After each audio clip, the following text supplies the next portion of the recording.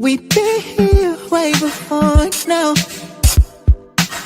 No, the story doesn't change. Can't let go cause you let down. I just charge you to the game. Thought I was more than your homie, more than your homie, no. Thought I was more than your homie, more than your homie, no. Now I don't understand you. How you love to cry. Right.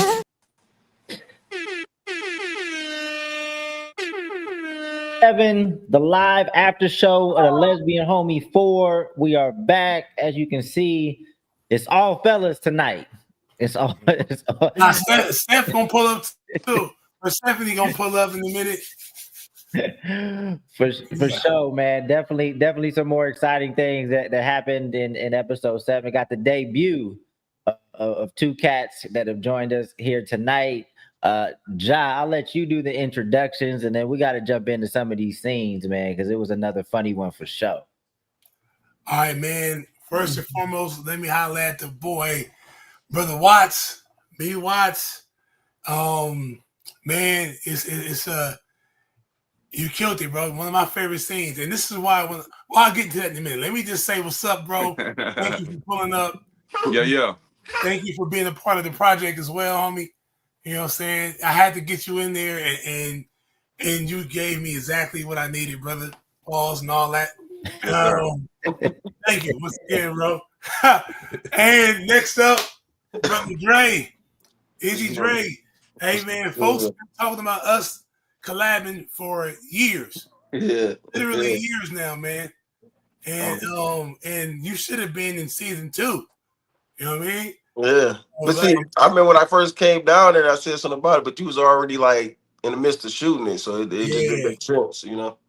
The time wasn't right. But this time around for season 4, I was like, nah, I gotta get Dre in here, man. It only makes sense. You know what I mean? Yeah, so thank you, brother. We finally made it happen. And your introduction, well, I think it was hilarious, that scene. I love that scene. Scene was so easy for us to shoot. I feel like we just picked up. And it's so crazy because it's like it flowed easily. It flowed easily. It was just that we had just prepped it and we just went straight to shooting it though. Right. And it still was like hiccups, but it was like, okay, cool. But once it kind of got to flowing, it was smooth. Yeah. Yeah, absolutely. It was dope. And of course, my boy Cornell, yes sir, Cornell Ross, brother Nelly. And he was in season 3, of course, and then season 4 playing one of my partners, Malcolm. And bro, this is this. And I hit you this minute. I hit you a minute ago, like, hey, bro, can you get on live today? And I hit you like 30 minutes ago. And you were like, yeah, I got you. Thank you, man, for a last minute hopping on. But I just wanted to talk about these scenes, bro. Yeah, we'll jump into it. But for the people that are watching, please follow everybody. If you're not already following all these cats, make sure you follow them. You know, I know we get comments all the time that, oh, this should be on Netflix, or this should be on Amazon Prime, or this should be on Hulu. Like it's and I know that people are coming from a good place, but it's not easy. You know, what these cats do, what these creators are doing is not easy to become eventually a full-time creator and get access to some of these bigger platforms. We're figuring it out. We're having conversations, but I think every like helps, every comment helps, every subscriber helps, gets us closer to, you know, the end goal where a lot of these creators want to be. So appreciate the support. I got these. What scene you want to talk about first? I got most of the scenes queued up. What scene you want? We can jump around tonight. We don't have to go in order. I know it starts out with Jason and Lelle, but we could start with a scene that one of these gentlemen is in. Where do you want to start? Which one? I want to start with me and Dre, Bruce and Dre, Bruce comedic and Dre. All right, for sure. So this is here we go. We'll watch it and then we'll come back to it. Come back to you guys. Yep. Let you real quick. All right, man. What's up? Well, listen to me. I've been back in town for a couple days, and I'm tired of chasing these half of whores and midnight monsters. I want what you got. What the hell's a half a whore, my nigga? She ain't a full-blooded whore, okay? She fucking Peter Paul, but not John and Mary, okay? But I need you to stay focused. Like I said, I came to get what you got. What do you mean what I got? From my understanding, you dealing with not one, but 2 flannel backs. The fuck is a flannel back, Dre? You mean to tell me you never seen them wear them big-ass Al Borland shirts? Who the hell is Al Borland? God, just think about it a little bit. Go ahead, think about it. Tim the Two-Man Taylor's co-host? And what he was wearing? I mean, he had a big-ass beard, cargo pants, and he always wore like a flannel. We have a winner. Flannel backs. There you go. And this is Stud Attire 101, so I'm gonna need you to keep up with this if you're gonna go ahead and continue to talk to Ian Reese. So I got a second part to this, but you guys could talk about it. I don't know if it was scripted like that. Dre, how much of that was that improv or you adding your? No, that was written. That was written. I think it started being improv, like we had hiccups. So this is my thing. Like, so what I do, I'm horrible at writing. So what I do is I write mine like 3 times. And once I told John what I had, he like, no, let's shoot right now. I'm like, no, I'm not ready right now. But, it was just like, he like, bro, don't worry about it. The way it's going to like spice together, it's going to be cool. So, like mine is more so like when you hear me say half of horrors and midnight monsters, all of those is like signature sayings or whatever. So like all of that part is like scripted though. But like once he told me where we going with the storyline, I was cool. Like I just know to stay focused on that, like move the plot, so to say. Yeah. So yeah. The bars on his side was him. Yeah. I told him, hey man, this is the scene we doing, but I wanted to introduce because people have been talking about us on the internet for years. Yeah. The content we do. So I was like, bro, I just want to build the structure around the scene. But the dialogue, I know you the way I'm gonna let you do the writing of what you want to say. That's big ups to you though, to allow somebody to do that, because you got some established platform already. So for you to be like, okay, cool, look, I'm gonna let you just do your thing with it. Because I kept trying to figure out how you wanted me to character. Remember, originally I thought you wanted me to really be Dominican. I got this whole character in my head. And you like, no, I want you to be Izzy Dre. Don't do that. Don't worry about that. You know what I'm saying? That's where it became more easy for me though. But once we took off, I don't know what it was. Like I said, our chemistry just naturally was like, it meshed well, Yeah. And the one thing about it is, Ja understand and let somebody get their shit off. Like he can play the background for it, and I got that same mentality. So it was easy to do that. So when he could pitch something at me, I could pitch something back, and it just flowed well. So I'm a fan, bro. I'm a fan. And so the beauty of doing what I do, man, I feel like to be able to work with people I actually like watching my shit. You know what I'm saying? We watched Cornell, bro. Before I ever shot with y'all, I was a fan of what y'all did. I was a fan of what y'all did already. So to be able to shoot with y'all and mesh the 2 worlds together, mesh the 2 comedies together, it's like you say, it's a cheat code, bro. So so I knew what's the point of getting Izzy Dre to be in your series if you're not gonna let him do what he do? Yeah. You know what I'm saying? So yeah, bro. I was excited to do it.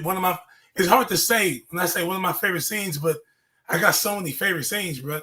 Like that. Yeah, I'm anxious to see the other one. I'm anxious to see the one with Persephone. I'm anxious to see that one. Yeah. Even the one with Cornell, like that one when we sitting at the couch, like that was kind of good because. So my thing was I had to start heating up. So like after like the 5th take, I'm like I'm ready now. So then I'm flowing at that point. So it was dope. But shout out to him as well, like 'cause everybody was playing off of each other. So yeah, it was really dope to shoot, man. And you mentioned something about being in Detroit, which I think is so many talented dudes out there, bro. I'm a fan of a few people from Detroit. Unfortunately, from your perspective, it ain't it's not a collective like it is out here. It's like me. It's tough, bro. And then I hate to be all like deep on it, but like just culturally, like black people, like it's like I'm on. This is mine. You can't have it, type thing. You got to figure it out. So it's a lot of that, like crabs in a barrel type of thing down here. So it's just bad. And then on top of that, just to be kind of honest, my material don't hit well in Detroit because I'm not doing hood comedy. Like we like hood stuff here. Yeah. So being that I'm not talking about hood stuff all day, especially like the stud stuff, that is the corniest shit ever to them. Like that, I am not it. You know, like so I get love here. Don't get me wrong, but I get more love outside of Detroit than I do Detroit. You know, Well, so yeah, this is you got to know your audience type of thing. I feel you.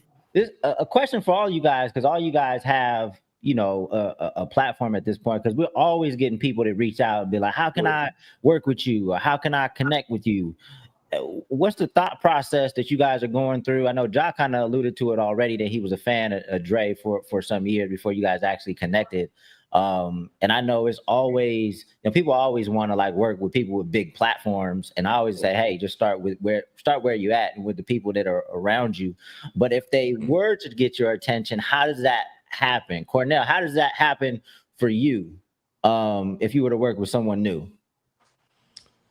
Either DM, email, or through a friend. Like somebody be like, "Oh, my friend do this," but it's always email, DM. People will hit me up, or sometimes I hit people. It's a couple people I saw, and then I hit them up like, "Oh yeah, I gotta work with them."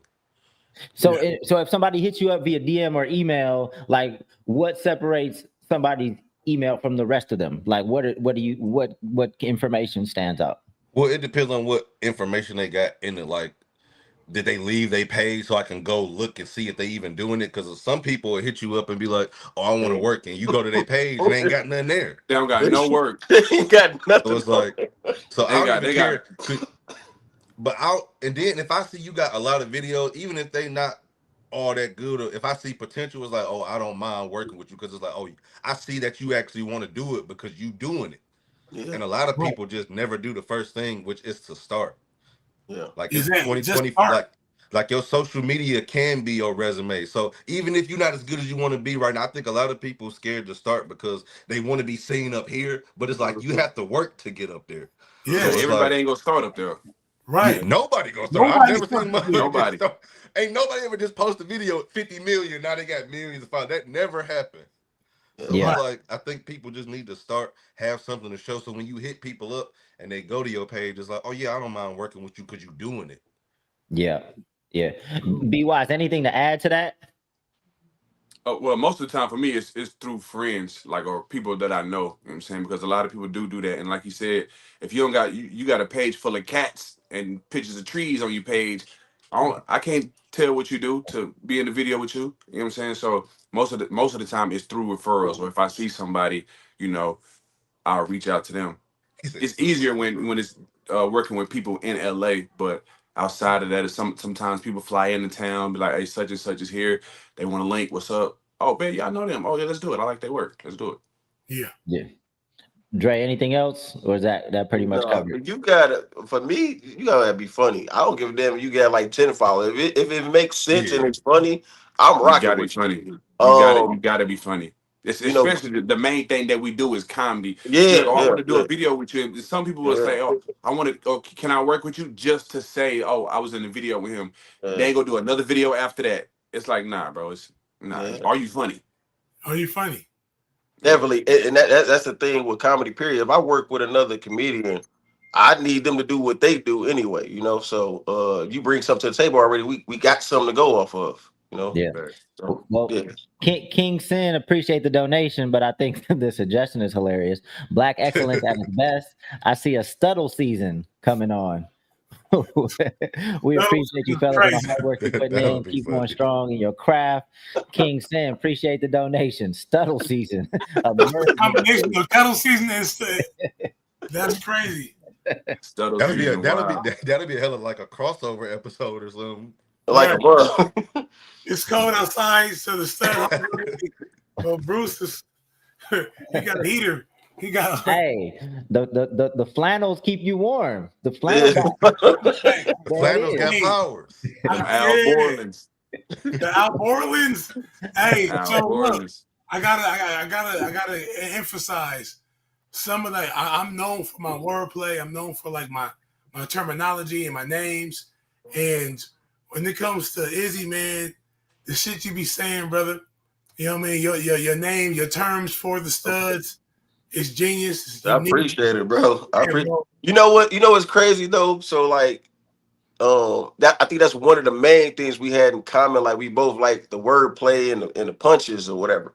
So it'd be like a 90s like mixtape. Like you got all the MCs trying to outdo each other, but it's in a competitive way, like good nature. Like you know what I'm saying? So when I'm with Ja, I'm like, no, I'm gonna say this. I'm gonna get him on this one. Like I'm gonna say this instead. Like, you know, so it was like it was dope. It was dope, bro. You might try to arch you up.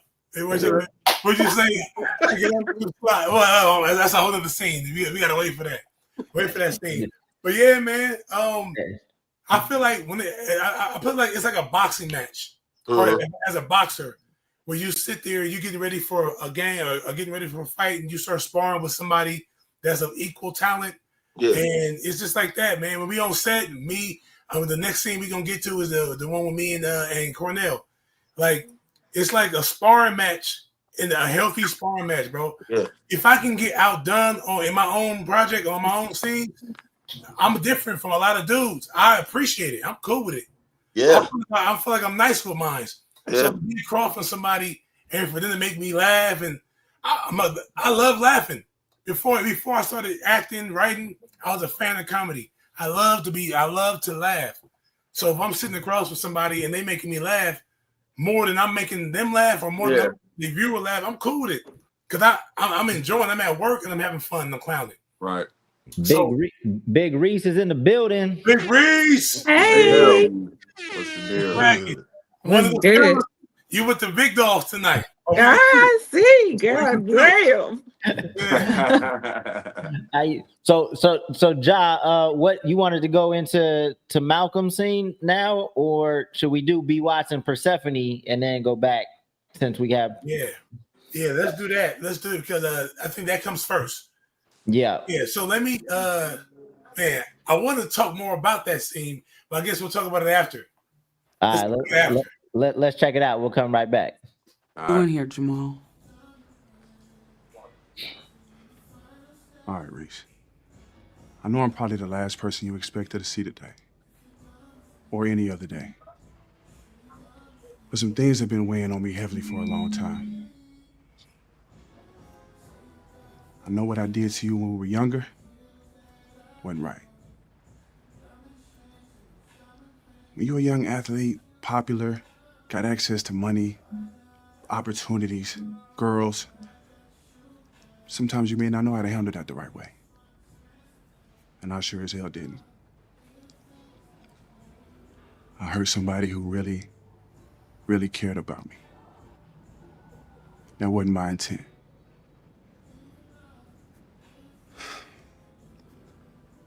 I'm not the same boy that I was years ago, Reese. I've really been doing some soul searching and trying to right a lot of my wrongs. I told myself that if I ever got the opportunity to see you face to face, I would come and apologize.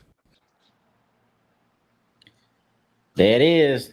I see Persephone with the emotion. She even she swallowed like halfway through, just kind of, had the tears going. I don't know if y'all ever been in that situation where you trying to keep your poker face, but you're getting emotional, and you're trying not to cry, and you're just trying to. And here's the thing: I don't know if you ever you don't want to start talking, because if you start talking, you're gonna cry.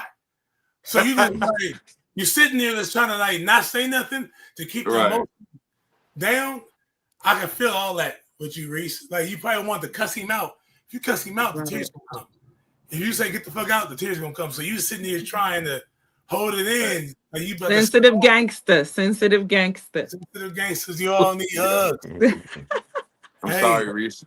What was it like shooting that particular scene with that level of emotion? How'd you prep for it? What was it like? Give us the info. In my head, as he was going, I was like, damn, he's good. I'm like, okay, this, he was so good, it allowed me to think about a relationship in my real life that low-key I was still kind of hurt by and didn't even realize it. So I was like, let me just channel into, the fuck nigga my feelings about him and Say his see name. if I Say could. no. Right? You know what I'm saying? I'm about to punch him in the face. But I like literally he was so good that I almost couldn't even see his face. I saw my ex-boyfriend's face that I still would probably hit if I could. Is that a, I mean, I'm not an actor myself, but is that like a kind of a standard technique to kind of tap into your existing pain in order to bring it out on camera? Is that what you guys, a lot of you guys do, or most people do? Yeah. Now, personal emotions, yeah, for sure. You can. Some people are method to the point where they go to a dark place.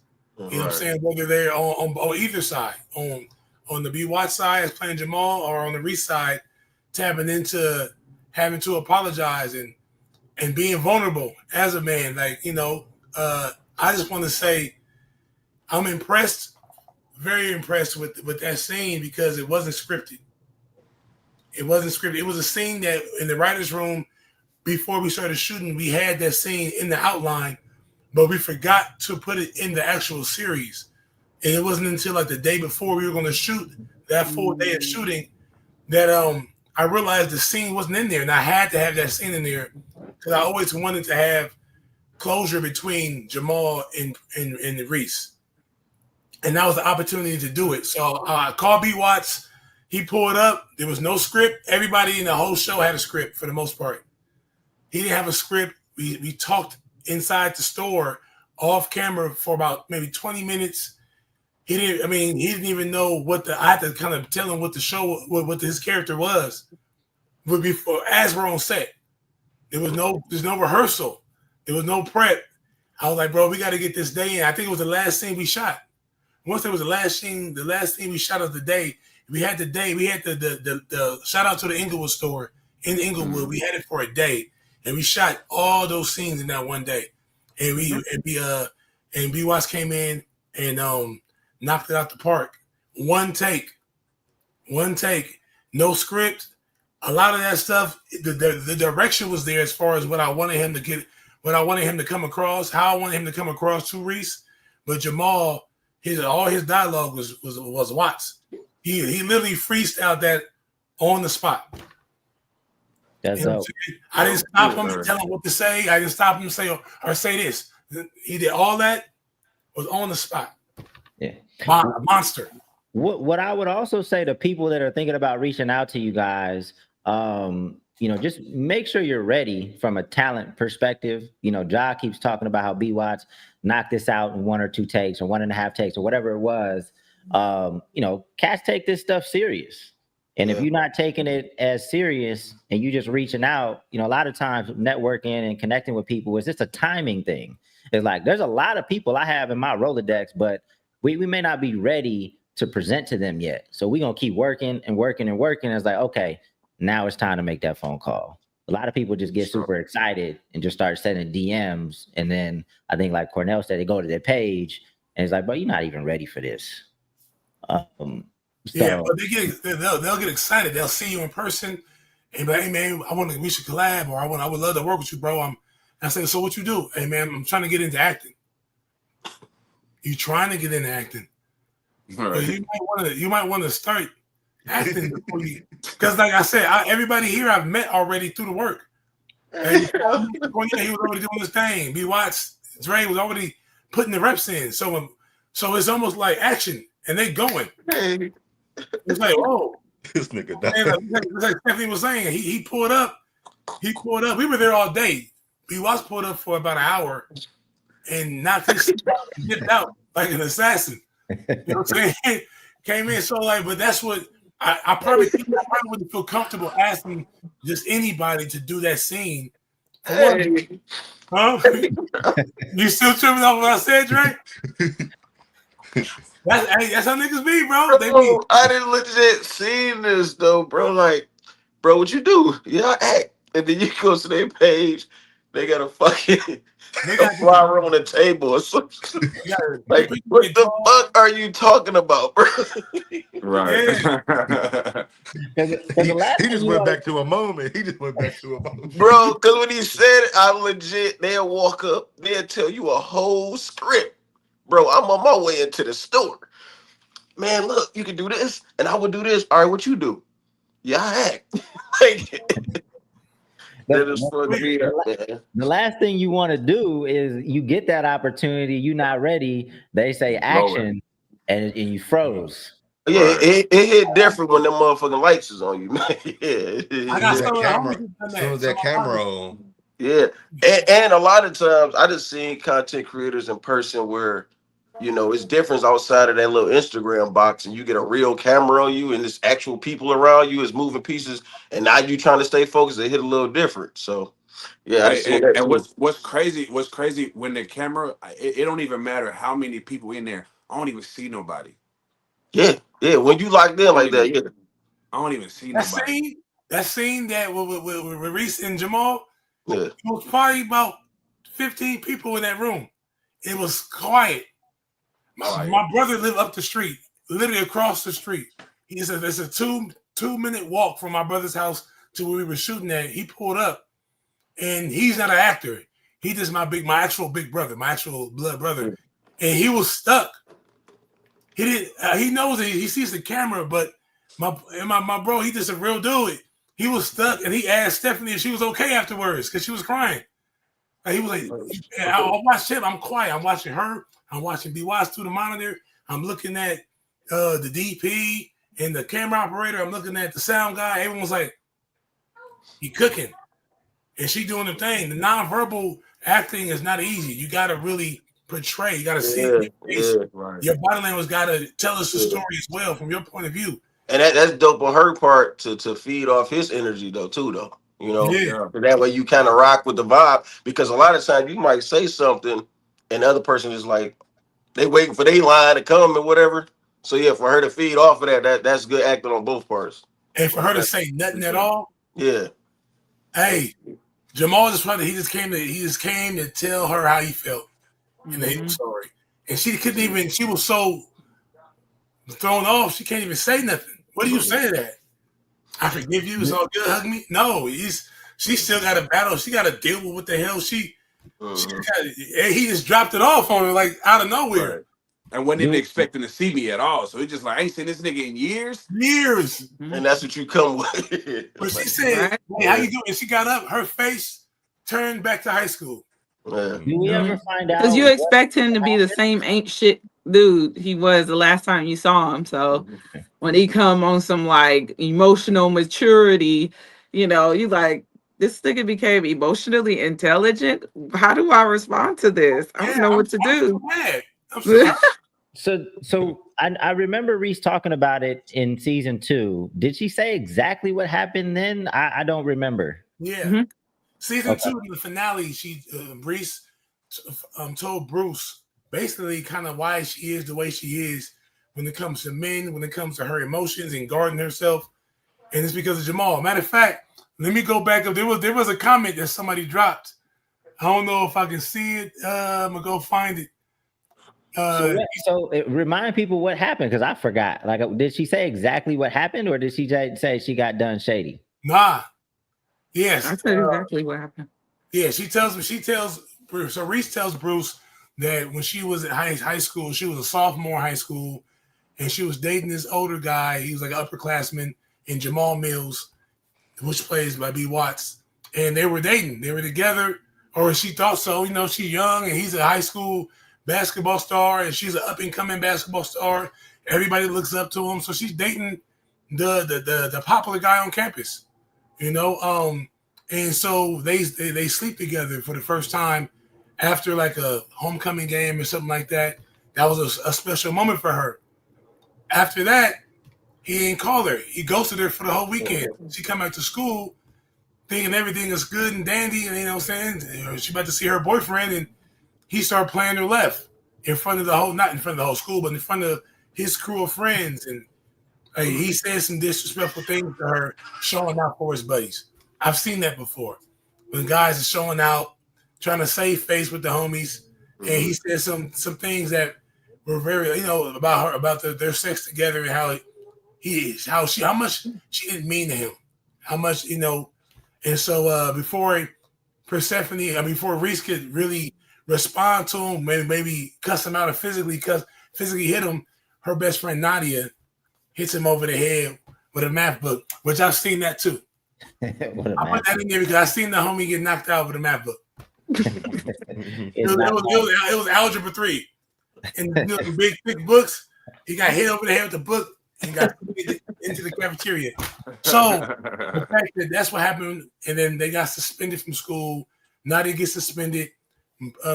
Bigg Reese didn't get suspended, but she was humiliated. So she left school and went to a different high school, and she's built this callus up. That's, you know, some young ladies can get over that, you know, and still be who they want to be in their orientation. But that could, you know, that kind of altered how she looked at men, how she trusted men, and she says that in that scene in episode 2. I mean, in season 2, episode 10. So, episode 9. Sorry, 9. I mean, one of the things that I think is dope about this series is that you bring so many people together, but like you talked about with Dre, like you still allow them to kind of be themselves. So there's like different types of comedy going on. So we're gonna transition into Cornell's scene or Malcolm's scene with Bruce, and we'll come back after that. Let's see. Doing here? No, what is you doing here? The homie wife. Malcolm. Don't say my name. Don't put my name in your mouth right now. The homie Marquez's wife. Candles lit. That's not what you think, man. That's not Zola. Man, I smell the vanilla spice in the air, bro. You trying to get some panties. All right, Malcolm. Don't say my name right now, bro. When I tell all the homies what you doing, oh, you about to have to. Matter of fact. Oh, what you doing, bro? Oh, we about to go outside right now. Candles lit. Hey, he's a stand-up guy. So you trying to get some cheeks? Hey, so you know you got the homies that's just wild, but then sometimes they draw the line, like, bro. You can't be sleeping with the homie's wife. We all friends. I'm not gonna let that happen. So it shows that, you know, Malcolm's character, he don't play that. You know what I'm saying? Like, hey, he don't check the homie, and you need friends like that. He's silly, he's a goofy guy, but when it comes to shit like that, nah, man, we can't have that. Not in the camp. You know what I mean? So, well, yeah, drip a drain, Cornell to go. Hey, so initially, Cornell's character, Malcolm, is in the scene. However, that scene was supposed to be somebody else, another one of my friends. And based off of, because I have a shoot schedule, and that particular actor couldn't make it that day. I was like, I got to pivot. You know, we got to redo some rewrites. And I was like, well, shit, Brother Dean, there he is. I had to do some rewrites, and I was like, what other friend can I call that's already in the series that's going to give me the same energy, if not more? I said, let me hit Cornell up. I said, Cornell, I know we got you scheduled for these different scenes because your character and with your characters are in these scenes, but I'm going to replace another character with your character and add another scene. Are you down to come in and knock that out? Of course. You know what I'm saying? Good brother. He said, yeah, I got you. Came in, not looked at the lines because he had all the scripts for his scenes, but this scene wasn't his. So he had to learn it right then and there, and we knocked it out. And you know, hey, if you work with Cornell, you know what you're getting. You know what I'm saying? And the ad-libs, the back and forth, the chemistry is there. He's quick with it. You know what I mean? So, yeah. And I know it's hard hearing about yourself when you get right in front of people, but you're a monster, dog, and it's a cheat code. So, nah. And the BTS, the behind the scenes is crazy because I can't stop laughing at this nigga. You know what I'm saying? Yes, sir. I remember that day, too. Yeah. Cornell, anything behind the scenes, any stories or anything you could share from that scene in particular? The whole crew, like you said, the whole crew was like, it was quiet. It was like we set the mood. We got the candles lit. It's supposed to be a romantic evening for Bruce and Zara. And then Malcolm comes and kind of kills the vibe a little bit. And he did that. He killed the vibe on purpose. And he did a great job of being a nuisance. He started off like, hey, bro, once he found out that it was Zara, not Zola, now he's turned down, but he's still being silly. And he said, hey, we didn't put it in the script, but the scene where he was like, oh, you trying to rekindle from high school? You trying to hit it with this? that wasn't in the script. That had me dying. That had everybody rolling because we wasn't expecting that. Because we know what that is. That's 12th grade. That's 12th grade. 11th grade. So, but nah, the quick humor, man, the quick off the dome jokes is why I love it for it. So that's why I love doing this, man. It's just, that's why I had to get y'all on here for this episode, because it's just a beast. And then with Watts is extremely hilarious. So I pulled him into the scene, into the episode, and give him a whole different direction. Hey, bro, you got to be subdued. You got to be vulnerable, apologetic, and he can knock that out too. Yeah. Watts can do it. He give me serious, give me goofy, give me upset, give me sad. Now Watts can give you everything. So man, it's just a wonderful feeling to know that you're going. I feel like I said it. I feel like it's a cheat code. And then Dean, on Welcome Brother to Dean, Dean wrote this. He wrote this episode, and I'm sure, just like we talk about it all the time, it's so easy to write for these people because we know them for one. We know they work. We're fans of the work, so it's easy. And I've listened to you. I've watched all you guys. I know your little nuances. You're stupid. You know what I'm saying? Because if you watch guy, I know that's one of my favorite shits. The hand. You know what I'm saying? Chill, babe, chill. That's what I'm saying. I watch all y'all. So to get that energy in my content, bro, it's a blessing, bro, and I thank y'all for it, for sure. Dean, you on mute right now, but writing this episode, was your approach to this episode any different? Anything to share in regards to this episode in particular, knowing that you had, these cast members that would be in it? Nah, I mean, I was just excited to write it. It wasn't no different approach than how I approached all the rest of them. It's just that it's full of funny people. So like it's really easy to write. We already brainstormed the whole idea, and then now when you get in there and pin it, you know what I mean? You thinking the jokes, you thinking the stuff that, I think he'll do this dope. And then when you see it, they just add their own flavor to it. So it's like it's easy. Easy. It's easy writing, you know what I'm saying?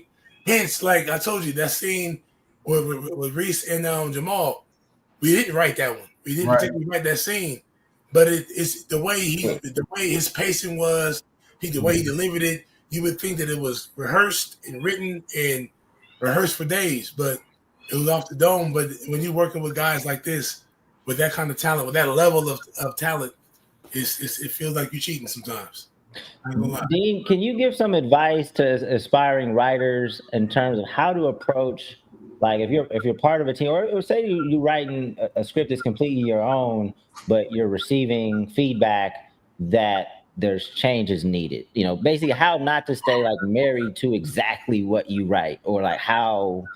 Yeah, I mean, you can't stay married to what you write because the more minds that you have on it, the more ideas are going to come.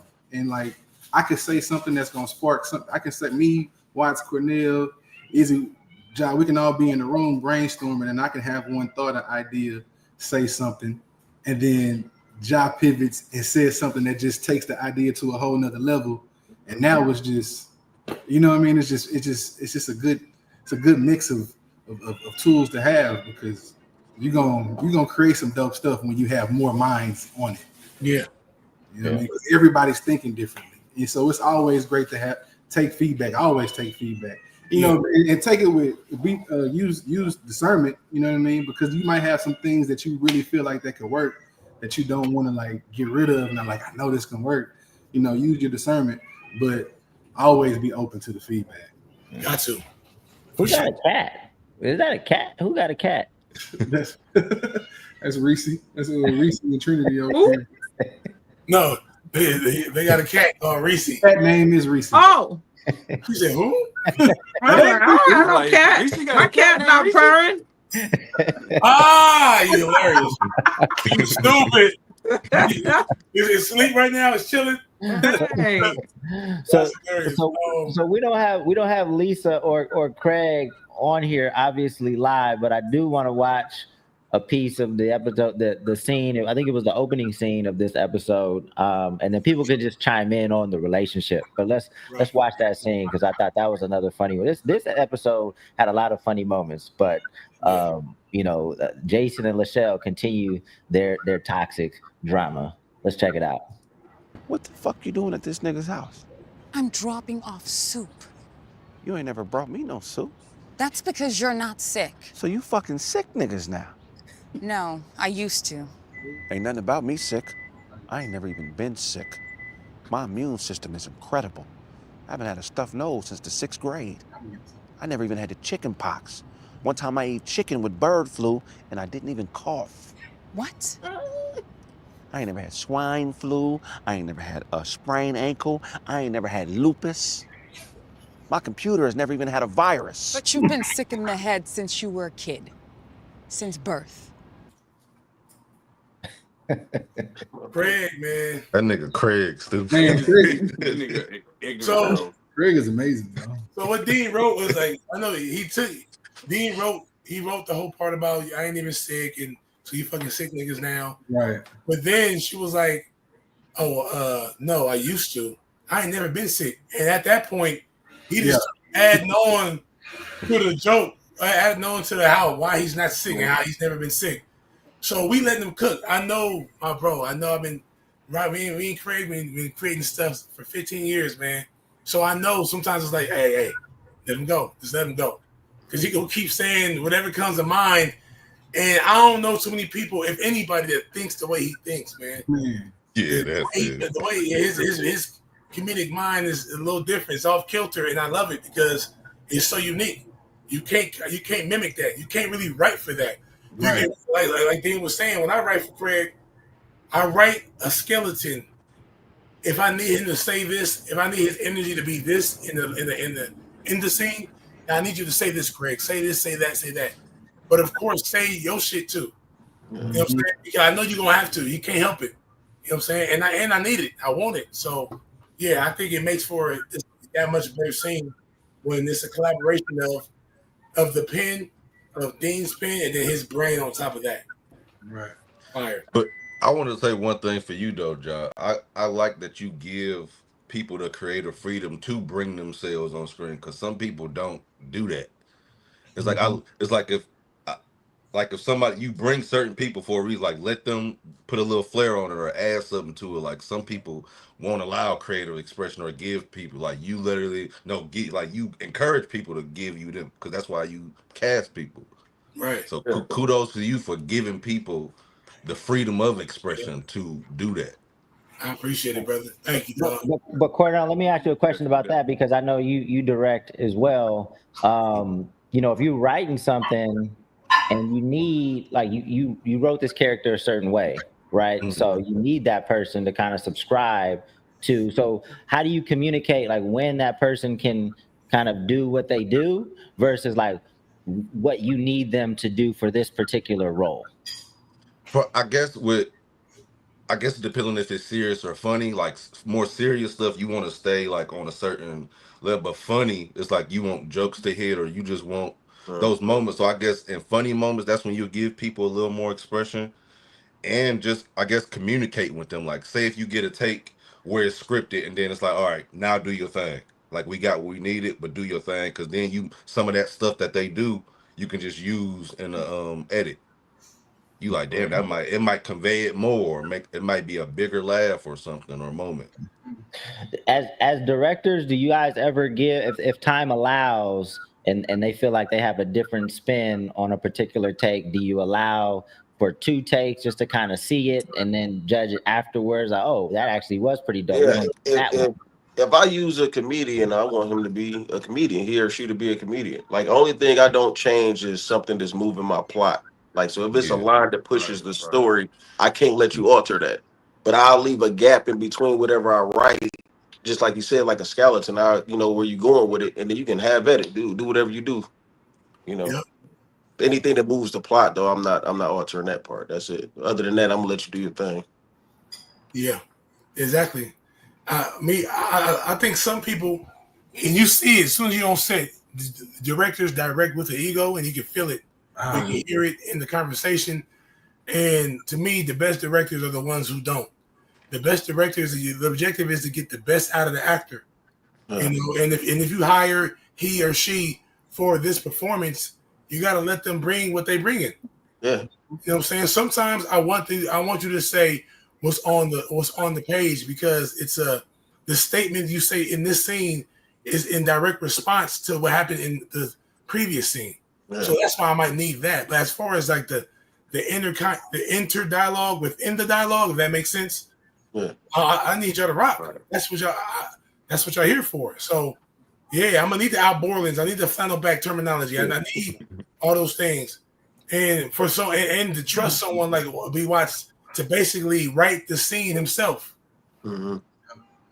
Write the scene. He wrote the scene himself. You know what I'm saying? I gave him guide. We talked about it. Gave him like a little guideline of how I want you to end it, and he just did it. And I'm sitting like, damn, I couldn't write that better. I couldn't write that scene better. Me personally. So just like the writer's room, like when you brainstorming, that's just like what you want the actor to bring to set, because the actor gonna come with their ideas, and their ideas are gonna be something that you ain't even thought of. You know what I mean? And if those ideas work, shit, you got to use them. Yeah. Mm-hmm. Sweet Butter Gemini says it also got to matter who it is, right? Because most people aren't naturally funny without a script, like a Watts, Craig, Nelly, or Marche, for real. I'm assuming they are funny. Right. Yeah. Okay, yeah. Right, yeah. True.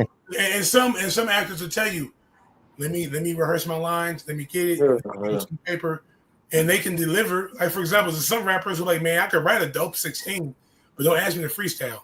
Yeah. That ain't my lane. My lane is rapping, writing my raps, and getting my point across. Yeah, that's what I say. It's really catered to who you trying to get. Like for me, I know I gotta write mine like 3 times. I have to like actually act mine out. I actually do like the blocks on mine. I know what facial expression I want to use, what link I want to piece to the next line. Like, so I'm real difficult like to write for myself. Like, so when Jah did it, it's like I said, we just meshed so well. He kind of knew where to place me at. Like, you know, so you gotta know who you dealing with as well. And that's you gotta know your client. You gotta know your personality. I gotta know your strengths and weakness. I'm gonna put you in a position where you can shine, type of thing. Yeah.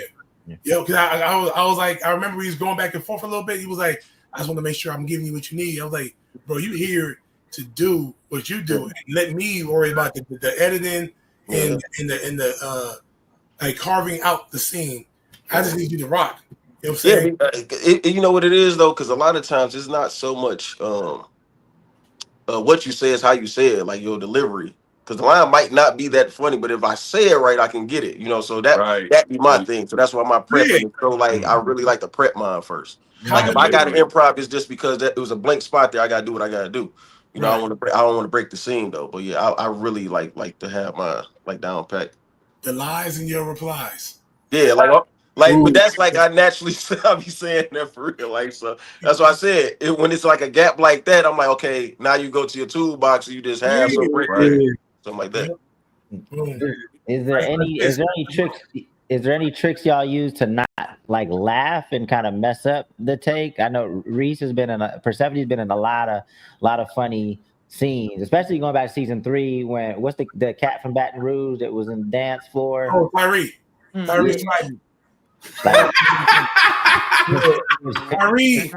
he's another one. It's a cheat code. Like being around all this talent, man. Like he a lot of that is just go.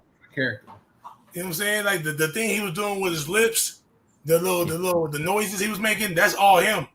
That's the nuances. You know what I'm saying? And she got to be serious, and she got to that attitude. And that scene, if you watch the BTS behind the scenes of that, everyone's laughing. Everyone's laughing, and we got to do it again and make sure that they don't laugh. Yeah, you know I don't know. Dame, to answer your question, Dame, there is nothing you can do to prepare or whatever. Especially when you're working with niggas who are just super funny. There's nothing you can do. And my goal, a lot of the times, especially if I'm working with somebody new, I'm trying to make you crack. So we could do 6 different scenes. I might say 6 different things each time, so you're not gonna know what I'm gonna say. And I'm gonna try. If it's a funny scene, I'm trying to get you up out of there. It's always the goal to break a nigga. Yeah. I'm trying to get you up out of there. Like, especially if we already got what we need. It's like, all right, we got the take. Nah, that's what I'm interested to see the couch scene, because like at the end was when everybody was like, okay, let's try to get everybody. Like everybody was trying to break character at that point. So yeah, if you can't hang, and that can be intimidating for those who ain't, for people who want to get involved. Hey man, That scene is not. It's not until episode 9, I believe. There's a scene where almost everybody's in that scene. There's a lot of the homies. Has half his crew in that scene, and they going in and out. Everybody talking. Everybody pause. Crazy. Everybody talking. Got their own lines. It's like a basketball. That's the one we altered, right? We had to. The one we altered, yeah. We had to alter it because, yeah. But man, I can't wait to see that. Just imagine all these dudes and the stuff that we didn't put in the edit. The stuff we didn't put in the edit. It's crazy. You know what I mean? You can't put it all in there, or else you got a 20-minute scene. Right. Because we was just going. Everybody bringing their bars to the pot. Is the soul separate part in there? That's the only part I want to know about. If the soul separate line is in there, I'm cool. Oh yeah, you talking about the bag? Yeah. Yeah, we got that. We got the 2 slots. I just need to know what it is. Are we gonna ever find out why Lachelle is upset with Jason? We do find out. We do find out. Okay. That's episode 9, right? Episode 9. Yep. Okay. So you are just leading folks on, and that's just kind of a question mark. So it won't just be a question mark at the end of the season. People will find out what the deal is. Yeah, you will find out. Before we wrap up, anything else about? I want to show love to Brother King Sin. Appreciate that. Appreciate that 5, brother. Thank you so much. And they said that, is it fair to say that Reese's intro into studism is B. Watts' fault? Not B. Watts' fault. Jamal Mills' fault. He put it on her, dissed her, and she was never after that. That was B. Washington. That was a serious take right there. They're cooking. So it's basically Denzel Washington. Yeah, that was Denzel Washington right there. Hey. And that's a real thing though. I don't like Kevin Bacon to this day because of a few roles he's played. I was like, if I ever see him, I'll probably say, "Yo." Yeah. They really liked it. I wanted to bring up because season 2 and 3, we kind of mentioned Jamal again, and Reese never wants to talk about it, and it's a very touchy subject. And I was like, what if I brought Jamal back into the world, and we can put a person to the myth or the notoriety of this young man. And yeah, I think introducing Jamal into the episode was dope, and you killed that shit, bro. Killed it. Yeah. He was like, damn, I need an ain't shit nigga. Who can I call?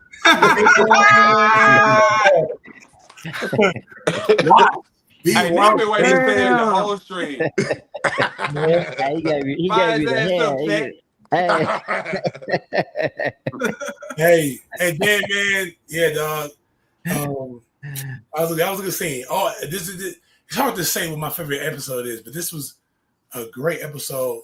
Shooting it with Watts and Reese, because I feel like you embodied how a person, a woman will feel if she ever got potential closure with a guy that gave her a traumatic experience when she was younger.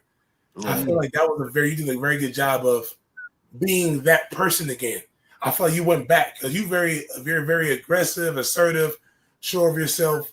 But when you saw him, you kind of like fell back into that 10th grade girl again, and you was trying to battle your emotions within that conversation.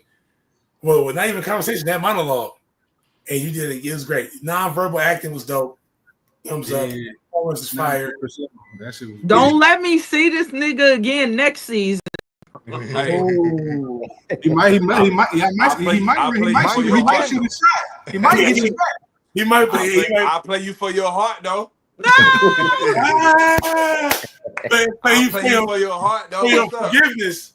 Forgiveness. Come on back over here, man. Potential block spin. Potential Matumbo, that nigga. Hey, Kobe. Hey, man. Yeah, man. Before we wrap up, we always give people a chance to kind of shout out some other stuff that they're doing. Of course, if you're watching this, please follow all of the talented folks that are in this show, both that the on screen right now, or just everybody that's in each episode, their information, their names are in the description of every episode. So make sure you follow these folks. Everything helps. Like, comment, subscribe, all that. But does anybody have anything they want to share? Any upcoming projects? Feel free. Man, just tap into all my channels. YouTube, I'm posting every week. BWatch TV. Y'all tap in. And shit. Follow my MySpace. Oh, MySpace. MySpace is crazy. All right, that was good work back in the day. Good work. Is that still work? I still got Reese in my top. She ain't feeling that. See, here you go. Here you go with the bullshit. Oh, that's Jamal coming back. He not his. You know what I'm saying? Izzy, you got something? Anything you work on? Anything you want to shout out? I got It's Always Some mini series, which is on the YouTube channel. That's the channel I'm trying to grow now. I got the other 2 films, but I'm currently writing another full-length film. So that's it. I'm grind moding with that really right now. I'm kind of focused on that. I'm just trying to step up like my writing game with the films. This would be like my 4th film, like writing one. So yeah, just trying to go from that. So just tap in and all of that. I'm in it. You in it. You in it. I just told you. I got you. I'm coming to I'm Detroit. cooking. Hey, I got family in Detroit. No, it ain't gonna be in Detroit. I'm coming back out there. It's a okay. Well, either way, I'm coming back out there. Cornell, me a little audition and something. You know what I mean? You already know. Cornell, anything to share? Yeah, I'm currently working. All right, let's say y'all. We see y'all next time. Dang. That's he just needed his get back. He just needed his get back. I knew he was about to do it too. I knew it. Hilarious. Damn. Yeah, I'm gonna get you. Ooh, we in another episode together? Yep. Oh no, Bet. we gonna bring Watch back this good. Bet. No, but I'm working on a feature film, a romantic comedy. And then y'all can follow my YouTube channel now, Nelly Vids with a Z. Yeah. So, hey, start planting the seeds now, man. The promo starts now. You know what I'm saying? Like anybody working on a feature, you know, so I got some money. What'd you say? No, I said, so if they got some money, y'all can hey, everything out. That's what I'm saying. You start telling the story now. People start buying in. They want to see it come to fruition. So you know, maybe you can start that process. I can't tell the story because somebody might take the idea. Yeah, you got to copyright it and trademark it first. Copyright it. Mm-hmm. You can copyright ideas. I believe so. Or trademark ideas. You can trademark. I believe so. Put it in the script. You can. Mm-hmm. Yeah. Mail it to yourself. Not just right. Keep it to yourself. That's not what I said. That's not what I said. No, I meant keep it to yourself. Like don't tell nobody. I didn't mean like don't put it out. Yeah, I'm not saying that. Yeah, I was saying write it down and mail it to yourself. Certified. I don't want him on here saying that somebody like listen to comments like that's. So I was told by a lawyer that that's actually like wrong information. That doesn't actually work, like legally. And I don't know how that started. I thought you had to get it notarized and notarized. And it was. If you want to copyright, you have to actually send it to the copyright registration office. Because that's big in music too. I'm in music. For people that don't know, like I'm actually in my office right now. A lot of people in music think that that's how you copyright your songs, to just send it to yourself. And that's always been, from the lawyers that I've talked to, that's always been just misinformation that has just floated in the ether that people, you know, seem to receive. But yeah, trying to steal my seed. But Persephone, I know you tell it. No, I was saying send it to yourself, certify it, and get it notarized, and don't open it. That was my understanding, but he's saying that's wrong. But that was called a poor man's patent. So it is, but I mean, it don't work. It works as far as proof, but they say right. It's not legal. Right. You still got to go through the whole process, but when niggas didn't have no money to do that because it's kind of expensive. Yeah. So that was what the information I received. So y'all, for those who might not know it, I'm not sure if it's still this price, but the Writers Guild, you used to be able to, you still can. I don't know how much it costs though. Submit your script or your short, whatever, to the Writers Guild, and it cost like $20 back then to get it gilded, to get it like documented. That's illegal. You know what I'm saying? But it cost like $20 back then. I don't know how much it is now. But if you got a script, submit it to the Writers Guild and pay your fee, and they'll stamp it as documented. Yeah. Cool. Persephone, you want to share the oils and the stuff that you selling? With, get your. I've had a skincare brand since 2018, and I was selling for a little bit, and I stopped. And I had a really good oil that I made back then, and so I just recently revamped it again. There it is. Yeah. And it's a massage oil, no Diddy. Ooh. Get your own massages. Right. But I also have a beard oil. So if you just go on my website, Persephone.com, they're really good. Really, really good. So yeah, Persephone.com and get you some massage oil. Huh? You got some testers for the beard oil for us? You got samples. Yeah, what's up? Yeah, I guess. Nah, you gotta Damn. Why one? You gotta grow it a little more. It's cheap. Not cheap, but it's I need a little half bottle. It's affordable, not cheap. It is affordable. It's affordable. I make it myself. I did everything. So I make the oil. I made the labels. I bought the little bottles. I put everything together. And so, and then I just got approved to sell it on Amazon too. It's not on Amazon yet, but I'm working on sending it to the fulfillment center so I can sell big things. There it is. It's Persephone.com, right? Yes, Persephone.com. On sale. And catch Persephone on Twitch. How do they find you on Twitch? And what are you doing on Twitch? Same thing, Persephone. And I'm gaming, doing a lot of gaming, some IRL stuff, but for the most part, just gaming on Twitch. And then everything else, I do my clothing hauls and stuff on YouTube. And then if you're going to follow me on all the verified pages. Because like we said, Big Belly Bob in the basement, if the shit's not verified. So I have a lot of fake pages out there. Bob out here selling pages. Come on, Bob. Big Belly Basement Bob. Dean, I know you're a frequent guest on here, and you always give an update. Anything new since the last time? Or anything you want to reiterate? Hey, look, I Got Hands is going up on my YouTube channel. Dean Will, one of y'all know what it is. It's got more content coming that way. You can check it out. Episode 2 dropping tomorrow. Pull up, watch it. Do your thing, y'all can catch me on Raising Canaan on the first episode of season 5. Yeah. See your boy on some stand-up, man. If you in LA, July 29th at High Club. That's the next time I'm performing. Pull up on me. Follow me. Up, man. You got a lot going on. Please, everybody, follow all these dudes on YouTube, please. BYCB, Nelly Vids, Izzy Dre. It's Dre, right? Or is it Izzy? No, it's Dre across the board, yeah. Boy, and then Will. Hey, please.